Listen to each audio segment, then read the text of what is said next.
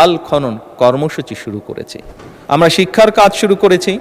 স্কুলের প্রাইমারি স্কুলের ছেলেদের বাচ্চাদেরকে আমরা ব্যাগ, বই, জুতো দিয়ে আমরা তাদেরকে উৎসাহিত করতে চাচ্ছি লেখাপড়ায়। আমরা প্রাইমারি স্কুলের শিক্ষকদেরকে তাদের সম্মানই বাড়াতে চাচ্ছি, যাতে করে তারা মনোযোগ দিতে পারে শিক্ষার্থীদেরকে শেখানোর জন্য। এবং সেই জন্যই মাননীয় স্পিকার, আমরা আমাদের ম্যানিফেস্টোতে বলেছিলাম যে আমরা আমাদের টোটাল বাজেটের প্রায় 5% আমরা শিক্ষা খাতে রাখতে চাই। একই সাথে মাননীয় স্পিকার, স্বাস্থ্যের কথা এসেছে। এখানে আমার দলের সংসদ সদস্য, বিরোধী দলের সংসদ সদস্য, বহু সংসদ সদস্য বিভিন্ন সময় উল্লেখ করেছেন যে তাদের এলাকায় যে হাসপাতাল আছে, হয়তো একটি বিল্ডিং আছে মাত্র, কিন্তু সেই বিল্ডিংয়ে হয়তো সঠিক ওষুধ নাই, সঠিক যন্ত্রপাতি নাই, সঠিকভাবে ডাক্তার নেই। মাননীয় স্পিকার, সেজন্যই